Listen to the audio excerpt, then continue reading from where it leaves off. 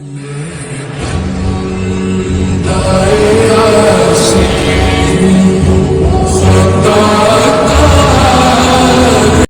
دوسرے کو عزت دو، برداشت کرو۔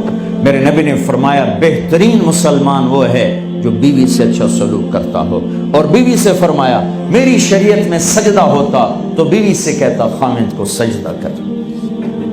بہترین صدقہ اولاد کی تربیت ہے۔ پورا گھر میرے نبی نے نقشہ، ہر ایک کی قیمت بتائی۔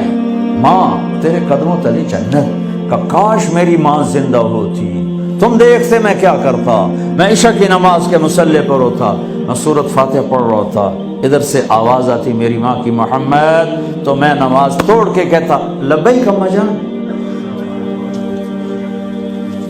باپ کا تیرے جنت کا دروازہ ہے، باپ تیری جنت کا دروازہ ہے، کھولنا توڑنا نہیں، کھولنا توڑنا نہیں، توڑ لیا تو جنت میں نہ جا سکو گے۔ سب سے بہترین مسلمان جو بیوی سے اچھا سلوک کرے، سب سے بہترین عورت جو اپنے خامند کی منشا کو دیکھے۔ پھر آپ نے ایک عجب بات فرمائی جو معاشرے میں بہت بوجھ بنتا ہے جس کا، ہاں بھائی تمہیں ایسا صدقہ بتاؤں جس سے بڑھ کے کوئی صدقہ نہیں، تمہیں ایسا صدقہ بتاؤں جس سے بڑھ کے کوئی صدقہ نہیں۔ انہوں نے کہا جی کیا؟ کہا الابنۃ المردودہ، جس کی بیٹی کو طلاق ہو گئی یا بیوہ ہو گئی اور گھر واپس آ گئی ماں باپ کے، یا ماں باپ نہیں ہے تو بھائی ہیں، وہ ایک بوجھ بنتی ہے ماں باپ پر بھی، اور بھائی تو ویسے ہی باغی ہو جاتے ہیں۔ میرے نبی نے فرمایا اس بچی پہ خرچ کرنا کائنات کا سب سے افضل صدقہ ہے۔ گھر، ایک گھر کیسے چلتا ہے؟ ہمارے ہاں پنجاب سندھ بلوچستان سرحد میں بہنوں کو وراثت میں کوئی حصہ نہیں ملتا، سب بھائی کھا جاتے ہیں۔ میرے نبی نے فرمایا جس کو اللہ نے 2 بہنیں دیں اس نے ان کا حق ادا کیا، شادی کی حق ادا کیا۔ ماں باپ کی وراثت میں سے ہوتا ہے، اگر میں نے کوئی خود کمایا ہے اس میں بہنوں کا حق نہیں، ماں باپ سے اگر 1 روپیہ بھی آیا ہے تقسیم کیا جائے گا۔ جس نے بہنوں کا حق ادا کیا، شادی کی حق ادا کیا، اس پہ جنت واجب ہو گئی۔ جس کو اللہ نے 3 بیٹیاں دی، اس نے ان کی ڈولی اٹھائی، وہ جنت میں میرے ساتھ یوں ہوگا۔ ایک بولے اگر 2 ہوں، کہ جس نے 2 بیٹیوں کی شادی کی وہ بھی ایسے ہوگا۔ اللہ بھلا کرے۔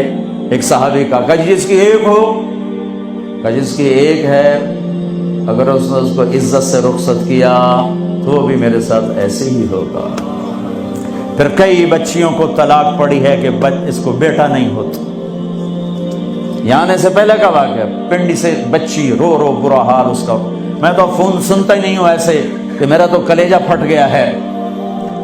ہے کہنے لگی کہ سسرال نے کہا تھا بیٹی ہوئی تو طلاق دے دیں۔ میں نے کہا اس میں میرا کیا قصور ہے، اور بیٹی ہی ہوئی اور مجھے طلاق پڑ گئی، اور میں گھر آ گئی 22 سال کی عمر میں۔ بیٹی دینے والا اللہ اور ظلم کرنے والا سسرال۔ میرے نبی کو اللہ نے بیٹے دے کے اٹھا لیے، قاسم اٹھا لیے، عبداللہ اٹھا لیے، ابراہیم اٹھا لیے، 4 بیٹیاں دی، 3 زندگی میں اٹھا لی، زینب، ام کلثوم، رقیہ، تینوں آنکھوں کے سامنے چلی گئیں۔ فاطمہ سے نسل چلی، آپ نے فرمایا لوگوں کی نسل بیٹے سے چلتی ہے، میری نسل میری بیٹی فاطمہ سے چلی۔ اس لعنت کو دھویا۔ عورت کا کیا قصور ہے اگر اس بیچاری کو بچیاں ہو رہی؟ جس نے اپنی بہنوں کو حق ادا کیا، جس نے بیٹیوں کو ڈولے میں بٹھایا، ان کا حق ادا کیا، کہ جنت میں یوں ہو جائے گا۔ بہنوں کو دینا اتنا ضروری ہے، حرام ہو جاتی ہے روٹی۔